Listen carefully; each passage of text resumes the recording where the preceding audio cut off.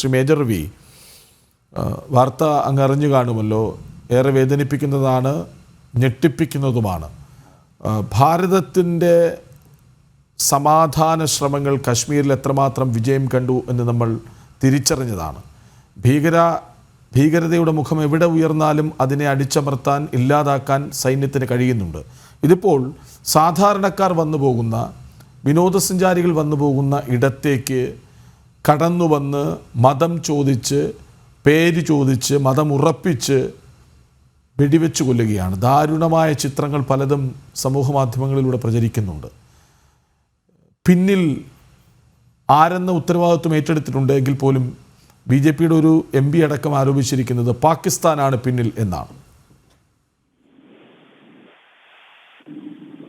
Hello, പറയൂ. പാകിസ്ഥാനാണ് പിന്നിൽ എന്നുള്ളത് പറയുന്നതിൽ അല്ല, ഇതിനെ നമുക്ക് വേറൊരു അവലോകനം നടത്തിക്കഴിഞ്ഞാൽ, കഴിഞ്ഞ ലോക്സഭ ഇലക്ഷൻ തൊട്ടിട്ട് അല്ലെങ്കിൽ അതിന് മുന്നേ ആണെങ്കിൽ ഏതെല്ലാം ഇലക്ഷൻ നടക്കുന്ന ഇവിടെ ഇപ്പം മോദിജി ഭരിക്കുന്ന ഒരു ഗവൺമെന്റ്, അതിനെ കുറിച്ച് നമ്മൾ സംസാരിച്ചു കഴിഞ്ഞാൽ വർഗീയവാദികൾ അല്ലെങ്കിൽ മറ്റേതെന്നൊക്കെ പറഞ്ഞുകൊണ്ട് എത്രത്തോളം ഡിപ്രസ് ചെയ്യാൻ പറ്റുമെല്ലാം ചെയ്തുകൊണ്ടിരിക്കുന്ന ഓപ്പോസിഷൻ പാർട്ടികൾ പോലും മറ്റു രാജ്യങ്ങളിൽ പോയിക്കൊണ്ട് നമ്മുടെ രാജ്യത്തെക്കുറിച്ച് കുറ്റം പറയുന്ന പൊളിറ്റീഷ്യൻസിനെ നമ്മൾ കണ്ടുകൊണ്ടിരിക്കുകയാണ്. അപ്പൊ ഇതിലുള്ള സമയത്ത് പാകിസ്ഥാൻ ആണ് എന്ന് പറയുന്നതിൽ ഇപ്പൊ നമുക്ക് ആർക്കും ഒരു വിരോധവും ഇല്ല, കാരണം അവരെ കൊണ്ട് സാധിക്കുന്നതാണ്. പക്ഷെ പാകിസ്ഥാൻ ഇന്നത്തെ അവസ്ഥ നോക്കിക്കഴിഞ്ഞാൽ ഈ പാകിസ്ഥാൻ ഫൈനാൻഷ്യലി ഇതുപോലുള്ള സംഭവങ്ങൾക്ക് ഫണ്ടിങ് പഴയ കാലം പോലെ ചെയ്യാൻ പറ്റാത്തൊരവസ്ഥയിലാണ്. അവരുടെ ഫൈനാൻഷ്യൽ സ്റ്റേറ്റസ് വളരെ മോശമാണ്. പക്ഷെ where did they get the money? ഇപ്പൊ എങ്ങനെയാണ് അവർക്ക് പൈസ വരാൻ തുടങ്ങിയിരിക്കുന്നത്? കുറെ കാലമായിട്ട് ഈ പൈസ ഇല്ലാതെ അവിടെ ഇരിക്കുകയായിരുന്നല്ലോ. ദാറ്റ് മീൻസ് നമ്മുടെ ഇന്ത്യക്ക് അകത്തിരുന്നു കൊണ്ട് തന്നെ ഈ ഗവൺമെന്റിനെ താഴ്ത്ത് വീഴ്ത്താൻ വേണ്ടി നോക്കുന്ന ഒരു പറ്റം രാജ്യദ്രോഹികൾ അവര് നമ്മൾ കണ്ടുകൊണ്ടിരിക്കുന്നതാണ്. ഇതിനു മുമ്പ് ഇവിടുത്തെ ഒരു വലിയൊരു നേതാവ് പാകിസ്ഥാനിൽ പോയി ഇരുന്നുകൊണ്ട് ഇന്ത്യയിൽ അൺട്രസ്റ്റ് ഉണ്ടാക്കിക്കൊണ്ട് മോദിജിയെ ഇറക്കി കഴിഞ്ഞാൽ നിങ്ങൾക്ക് എന്ത് വേണമെങ്കിലും ചെയ്യാമെന്ന് പറഞ്ഞിട്ടുള്ള വീഡിയോ നമ്മൾ കണ്ടിട്ടുള്ളതാണ്. അത് ഇവിടുത്തെ വലിയൊരു നേതാവായിരുന്നു. അപ്പൊ അങ്ങനൊരു സിറ്റുവേഷനിൽ ഇപ്പൊ എന്താണ് നടക്കുന്നത്? ഇത്രയും കാലമായിട്ട് മനസ്സമാനത്തിൽ ജീവിച്ചിരുന്നു. 370 ആർട്ടിക്കിൾ എന്നുള്ള ആ ഒരു സംഭവം പോയതിനു ശേഷം അതിനെ എല്ലാവരും ലോക്കൽ ജനങ്ങൾ മുഴുവൻ അക്സെപ്റ്റ് ചെയ്യാൻ തുടങ്ങി.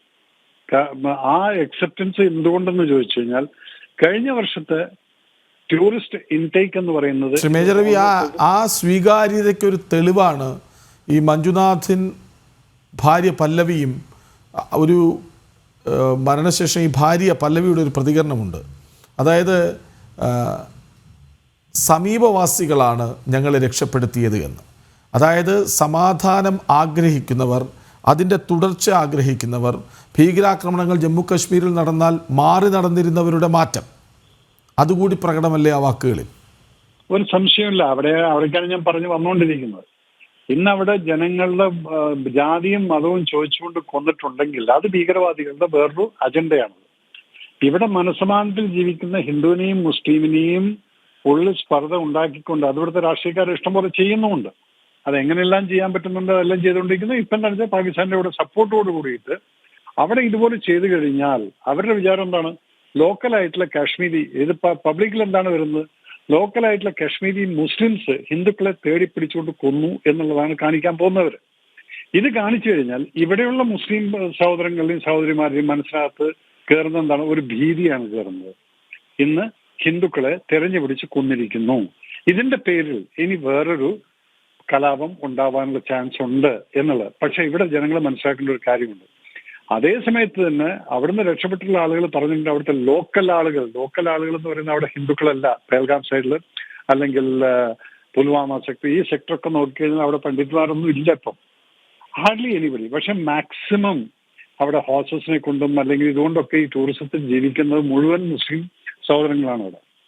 അപ്പൊ അവരിവരെ രക്ഷിച്ചിട്ടുണ്ടെങ്കിൽ കഴിഞ്ഞ വർഷത്തിന്റെ ആ ഒരു ടൂറിസ്റ്റ് ഇൻടേക്ക് എന്ന് പറയുന്ന 1.5 കോടിയോളം ജനങ്ങൾ അവിടെ ചെന്ന സമയത്ത് ഇവരുടെ ഫൈനാൻഷ്യൽ പൊസിഷൻ വേറൊരു സ്റ്റാറ്റസിലോട്ട് അങ്ങ് വളർന്നു.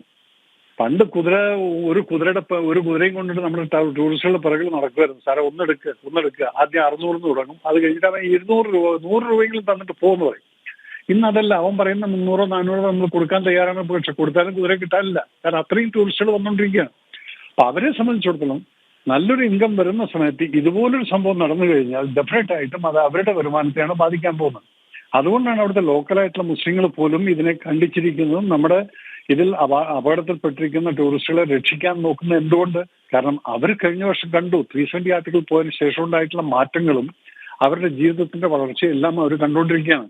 സോ ഡെഫിനറ്റ് ആയിട്ടും ഇതൊരു കശ്മീരി മുസ്ലിംസോ അല്ലെങ്കിൽ കശ്മീരി മിലിറ്റൻസ് എന്ന് പറയുന്ന സോ കോൾഡ് ആളുകൾ ചെയ്യുന്നതല്ല. പക്ഷെ കശ്മീരി മിലിറ്റൻസ് എന്ന് പറഞ്ഞു കഴിഞ്ഞാൽ ആ പാകിസ്ഥാൻ സ്പോൺസേർഡ് മിലിറ്റൻസ് ആണ് ഇത് ചെയ്യുന്നത്. അതെങ്ങനെയാണ് ഫണ്ട് വരുന്ന അവിടുന്നാണ്. അപ്പം ഇവിടെ ഇപ്പൊ എന്താണ് നോക്കുന്നതെന്ന് വെച്ചാൽ എത്രത്തോളം ഈ മോദി ഗവൺമെന്റ് ഭരിക്കുന്നിടത്തോളം കാലം ഇവന്മാരെ കൊണ്ട് ഈ രാജ്യത്തെ കട്ട് തിന്നാൻ സമ്മതിക്കില്ല. അപ്പൊ എന്താണ്, ഇവർക്കിത് കട്ട് തിന്നണമെങ്കിൽ ഇവർ അധികാരത്തിൽ വരണം.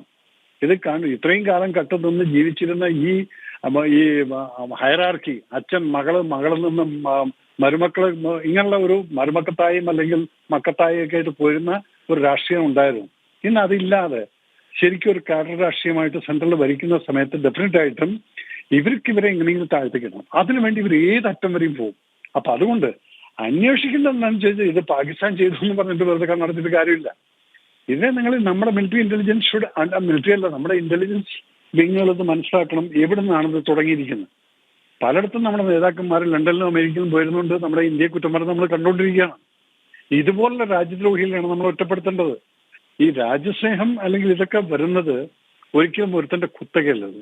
ഈ രാജ്യത്ത് ജീവിക്കുന്ന ഓരോരുത്തരും രാജ്യസ്നേഹി ആയിരിക്കണം. അതിന് പട്ടാളക്കാരനാവണമെന്നില്ല, ഒരു യൂണിഫോം ഇടണമെന്നില്ല. ഏതൊരു വ്യക്തിയും ഇവിടെ താമസിക്കുന്നുണ്ടെങ്കിൽ he should love this country. അല്ലാതെ ഈ രാജ്യത്ത് നിന്നുകൊണ്ട് നമ്മുടെ രാജ്യത്തിനകത്ത് അവിടെ മരിച്ചിരിക്കുന്ന ഹിന്ദു ആണെങ്കിലും മുസ്ലിം ആണെങ്കിലും ശരി നമ്മുടെ സഹോദരങ്ങളാണ്, നമ്മുടെ സഹോദരികളാണ്. ഇത് മനസ്സിലാക്കുന്നവനാണ് ഒരു രാജ്യസ്നേഹിയാവുന്നത്. അപ്പൊ അവിടെ നിങ്ങളും കണ്ടതല്ലേ ഇപ്പം അവരുള്ള ആ ഒരു വ്യക്തിമായിട്ടുള്ള ആളാണ് പറയുന്നത് എന്നെ ഇവിടുത്തെ ലോക്കൽ ആൾക്കാരാണ് എന്നെ സേവ് ചെയ്തതെന്നുള്ളത്. അപ്പൊ അത് ജനങ്ങളിലേക്ക് എത്തിക്കണം. കാരണം ഇത് ഉള്ളിൽ കൂടെ ഹിന്ദുവിനെയും മുസ്ലിമിനെയും റിഫ്റ്റ് ഉണ്ടാക്കാൻ വേണ്ടിയിട്ട് ഹിന്ദുക്കളെ തെരഞ്ഞുപിടിച്ച് കൊന്നു എന്ന് കാണിക്കാൻ വേണ്ടിയിട്ട് മാത്രം ചെയ്തിട്ടൊരു പ്രവണതയാണ്. അപ്പൊ അതിനെ ഒരിക്കലും നമ്മൾ ആ ഒരു മുഖവിലയ്ക്കല്ല എടുക്കുന്നത്. ഇതൊരു ഇന്റൻഷൻ എന്ന് പറഞ്ഞാൽ രാജ്യത്ത് അൺട്രസ്റ്റ് ഉണ്ടാക്കുക. ആ അൺട്രസ്റ്റ് ഉണ്ടാക്കി കഴിഞ്ഞാൽ ഇവിടുത്തെ എക്കണോമിക്കൽ ഇംബാലൻസുകൾ വരും. അതുപോലെ തന്നെ ഗവൺമെന്റ് ഒന്ന് ഇളകിക്കഴിഞ്ഞാൽ നമ്മുടെ രാജ്യത്ത് ഇരുന്നുകൊണ്ട് ഈ അധികാര കസേലയും നോക്കിക്കൊണ്ട് വെള്ളമിറക്കിക്കൊണ്ടിരിക്കുന്ന കുറെ ഉണ്ടല്ലോ ഇവിടെ നമ്മൾ കണ്ടുകൊണ്ടിരിക്കുകയാണ്.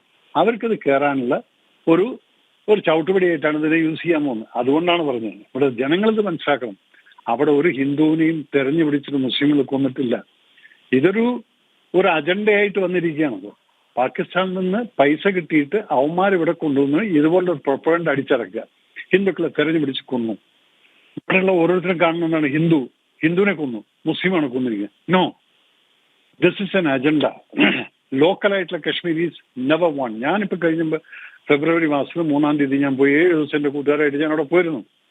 ഞങ്ങൾ എടുത്തിരിക്കുന്ന ആ ബസ്, മിനി ബസ് എന്നൊക്കെ അവരൊക്കെ പറയുന്നത് കേൾക്കണം. സാറേ ഞങ്ങളിപ്പോൾ ജീവിക്കുന്നത് വേറൊരു ലോകത്തിലാണ്. അവരത്രയും സന്തോഷം ഞങ്ങളൊക്കെ നോക്കി പൊന്നുപോലെ നോക്കിയിട്ടാണ് അവന്മാർ കൊണ്ടുവരുന്നത്. അതുപോലെ തന്നെ ഇപ്പം കഴിഞ്ഞ ആഴ്ച എൻ്റെ ഫ്രണ്ട്സ് അവിടെ പോയപ്പോൾ പറഞ്ഞു അവിടെ എന്തൊക്കെയോ ഒരു മൂവ്മെന്റ് നമുക്ക് ഫീൽ ചെയ്തു തോന്നുന്നു. പക്ഷെ എനിക്ക് തോന്നുന്നില്ല അങ്ങനെ ഒരു ഫീൽ ചെയ്യാനുള്ള ഇങ്ങനെയുള്ള മിലിറ്റന്റ് അറ്റാക്ക് ഒന്നും ഒരിക്കലും ഒരു ഫീൽ കൊടുക്കില്ല. പെട്ടെന്ന് വന്നവരങ്ങ് പിടിക്കുക. അപ്പം അതുകൊണ്ട് ജനങ്ങളിത് മനസ്സിലാക്കണം. ഇതവിടെ ഒരു ഹിന്ദു മുസ്ലിം റൈറ്റായിട്ട് മാറരുത്. ഇതവിടെ അതായത് ശ്രീ മേജർ രവി, ഈ ഹിന്ദുക്കളെ തെരഞ്ഞു പിടിച്ച് കൊല്ലുന്നതിലൂടെ നിങ്ങൾക്കൊപ്പമാണ് ഞങ്ങൾക്ക് എന്ന് മുസ്ലിങ്ങളെ തെറ്റിദ്ധരിപ്പിക്കുക, അതിലൂടെ വീണ്ടും രണ്ട് ചേരി ഉണ്ടാക്കുക, അശാന്തമായ കശ്മീരിന് തുടക്കമിടുക.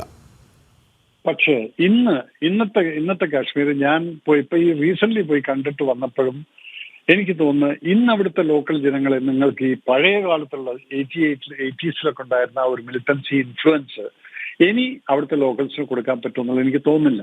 കാരണം ഇന്ന് ജനങ്ങൾക്ക് മനസ്സിലായി, രണ്ടിന്റെയും വ്യത്യാസം മനസ്സിലായി. കഴിഞ്ഞൊരു 3 വർഷത്തിനകത്ത് 370 ആർട്ടിക്കിൾ ഉണ്ടായിരുന്ന സമയത്തും അവിടുന്ന് അതിന് മുന്നുണ്ടായിരുന്ന മിലിറ്റൻസി സമയത്തും അവരുടെ ജീവിതം എങ്ങനെയായിരുന്നു, അത് കഴിഞ്ഞിട്ട് ഇപ്പോഴത്തെ ജീവിതം ഈ കഴിഞ്ഞ 3 വർഷത്തിലത്തെ ജീവിതം എങ്ങനെയായിരുന്നു എന്നുള്ളത് ലോക്കൽസ് മനസ്സിലാക്കി. ഇനി നിങ്ങൾ ലോക്കൽസിനെ തെറ്റിദ്ധരിപ്പിക്കാൻ സാധിക്കുമെന്നുള്ളത് എനിക്ക് തോന്നുന്നില്ല. പിന്നെ എവിടെ ഉണ്ടാവില്ല ഒരു ഹാർഡ് കോർ ഫെനറ്റിക് ആളുകളെന്ന് പറഞ്ഞാൽ ഈ മതം ഭ്രാന്ത് തലക്കി പിടിച്ച് കയറിയിരിക്കുന്ന, അത് ഏതിലാണെങ്കിലും ശരി, അങ്ങനെയുള്ള ഒന്നോ രണ്ടോ ഒരു ഗ്രൂപ്പ്, അത് ചെറിയ ചെറിയ ഗ്രൂപ്പ് എന്ന് പറയുന്ന ഒരു 0.001% മാത്രം, അവരെ ഓഫ് കോഴ്സ് പാകിസ്ഥാനിൽ യൂസ്, പാകിസ്ഥാൻ അവന്മാർക്ക് പൈസ കൊടുക്കും, ആ പൈസയും വെച്ചുകൊണ്ട് ഇവന്മാർ ഇവരൊക്കെ ചെയ്യും. ഇവിടെയാണ് ഇനി ഗവൺമെന്റ് ഒരു ദയയും ദാക്ഷിണ്യമില്ലാതെ ഹാർഡായിട്ട്, അത് പഴയ ഒരു മിലിറ്ററി അവിടെ ഉണ്ടായിരുന്ന സമയത്തും ഇപ്പോഴും മിലിറ്ററിയെല്ലാം ഉണ്ട്, ആ സമയത്തുണ്ടായിരുന്ന പോലെ തന്നെ ടൂറിസ്റ്റുകളെ പ്രൊട്ടക്ട് ചെയ്തില്ലെങ്കിൽ ഇനി വരാൻ പോകുന്ന ടൂറിസ്റ്റ് സീസണാണ്. ഇപ്പൊ ഈ മാസം ഏപ്രിൽ മാസം കഴിയാറായി, മെയ് ജൂൺ ജൂലൈ എന്നൊക്കെ പറയുന്ന അവർക്ക് കോടികൾ ഉണ്ടാക്കുന്ന ഒരു സീസണാണത് ഈ കാശ്മീരിൽ. ആ സീസണിയും അതുപോലെ തന്നെ അമർനാഥ് യാത്ര വരാൻ പോവാണ്.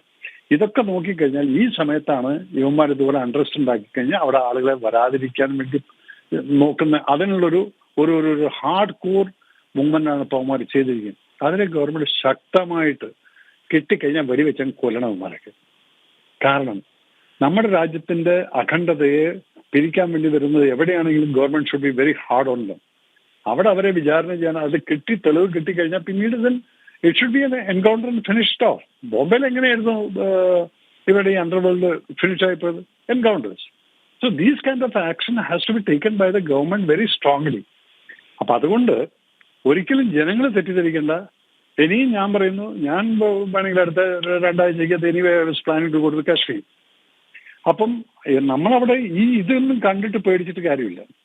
ബിക്കോസ് ഇതൊരു വളരെ നിർഭാഗ്യകരമായിട്ട്, അതായത് അങ്ങ് പറഞ്ഞു വരുന്നത് ഇങ്ങനെ ഒരു ഭീകരാക്രമണം ഉണ്ടായതുകൊണ്ട് തെറ്റിദ്ധരിക്കപ്പെട്ട് പഴയ അവസ്ഥയിലേക്ക് പോകണമെന്ന് ആഗ്രഹിക്കുന്ന മറ്റ് മതവിഭാഗങ്ങളല്ല കശ്മീരിലുള്ളത്.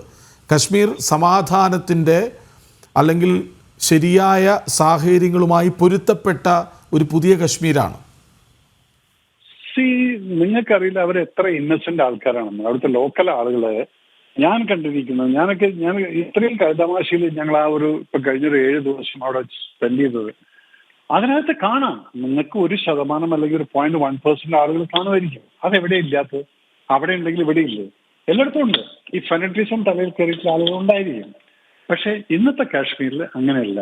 99.9% ആളുകളും അവർക്ക് മനസ്സിലായി ഞങ്ങൾക്ക് ജീവിക്കണം, നിങ്ങൾ ജീവിക്കണമെങ്കിൽ ഇതുപോലെ ഈ ടൂറിസം വളർന്നാൽ മാത്രമേ നമുക്ക് ഇവിടെ ജീവിക്കാൻ പറ്റുള്ളൂ എന്നുള്ള അവർക്ക് മനസ്സിലായി കഴിഞ്ഞിരിക്കണം. അപ്പൊ ഡെഫിനറ്റ് ആയിരിക്കും അവർ പോലും ഭയപ്പെട്ട് കാണും ഈ ഒരു അറ്റാക്കിൽ. കാരണം നാളെ നിങ്ങൾ നോക്കിക്കോളൂ, ഇപ്പൊ ഇത്രയും ദിവസമാണ് ആ കുതിരയും കൊണ്ട് പോയിരുന്നവൻ 8ഉം 10ഉം ട്രിപ്പ് അടിച്ചിരുന്നവന് നാളെ 0 ട്രിപ്പായിരിക്കും. ഈ 0 ട്രിപ്പ് എന്ന് പറയുമ്പോൾ വീട്ടിലേക്ക് വരുമാനമില്ല. He will realise that. അതുകൊണ്ടാണ് പറയുന്നത് ഒരിക്കലും ലോക്കൽസ് ഇതുപോലൊരു സിറ്റുവേഷൻ ആഗ്രഹിക്കുന്നില്ല. അപ്പൊ അതിന് നമ്മൾ ഗവൺമെന്റ് ഇനിയും ശക്തമായിട്ട് പ്രൊട്ടക്ഷൻ കാര്യങ്ങളും കൊടുത്ത് ഈ ടൂറിസ്റ്റ് സീസൺ കൂടെ ഒന്ന് പോയി കഴിഞ്ഞാൽ കാശ്മീർ വിൽ ബി നോർമൽ. ആ നോർമൽസിലോട്ട് വരാതിരിക്കാനാണ് ഇതിപ്പോ അമർനാഥ് യാത്ര അറ്റാക്ക് ചെയ്യാറുള്ളത്. ഇതൊക്കെ ഉണ്ടാവാറുള്ളതാണ്. പക്ഷെ അത് കഴിഞ്ഞ വർഷം ഒരു അമർനാഥ് അറ്റാക്കും ഒന്നും ഉണ്ടായിരുന്നില്ല. ഇപ്പൊ എന്ത് ചെയ്ത് തുടങ്ങി? ഇപ്പൊ എന്താ വെച്ചാൽ ഇവിടെ ഇരിക്കുന്ന മതി അധികാരം കിട്ടാൻ വേണ്ടിയിട്ട് മോദിജിയെ എങ്ങനെയെങ്കിലും താഴത്തേക്ക് ഇറക്കും, എന്നിട്ട് വേണം ഞങ്ങൾക്ക് ഇത് കട്ടുമുടിപ്പിക്കാൻ എന്നുള്ളത്. ഇന്ന് ബംഗാളിൽ നടന്നെന്താണ്? ബംഗാളിൽ പിന്നെ ലോക്കൽ പോലീസ് പോലും കൈകെട്ടി നിന്നിരുന്ന സിറ്റുവേഷനിലേക്ക് പട്ടാളം ഇറങ്ങിയപ്പോഴല്ലേ ഇപ്പോൾ ലോക്കൽ പോലീസ് അടക്കം അവരുടെ കൂടെ നിന്നുകൊണ്ട് അതിനെ എതിർക്കാൻ നിന്നു. അപ്പൊ ഇവിടെ ആ ഒരു സെൻട്രലിന്റെ control has to be there. Local government അവിടെ ഭരിക്കുന്നുണ്ട്, എല്ലാം ഉണ്ട്. അവരെ കൊണ്ട് കൺട്രോൾ ചെയ്യാൻ പറ്റില്ല. ഈ സമയത്താണ് സെൻട്രലിന്റെ ഒരു പ്രോപ്പർ സപ്പോർട്ട് അവിടെ കൊടുത്തുകൊണ്ട് ലോക്കൽ ആളുകളുടെ കോൺഫിഡൻസ് നമ്മൾ എടുക്കേണ്ടത് അത്യാവശ്യമാണ്. അല്ലെങ്കിൽ അവർ പോലും പ്രദേശവാസികളുടെ ആത്മവിശ്വാസത്തെ ഒരു തരത്തിലും ഉലക്കില്ല എന്ന് തന്നെ നമുക്ക് പ്രതീക്ഷിക്കാം. കാരണം അവിടെ അങ്ങനെ മതം പറഞ്ഞ് ജാതി ചോദിച്ചൊക്കെ ഹിന്ദുക്കളെ തെരഞ്ഞുപിടിച്ച് കൊന്നുവീഴ്ത്തുമ്പോൾ സഹായിക്കാനെത്തിയത് ആ പരിസരവാസികളായിരുന്നുവെന്ന് രക്ഷപ്പെട്ടവർ, പരിക്കേറ്റവരൊക്കെ പ്രതികരിക്കുന്നുണ്ട്.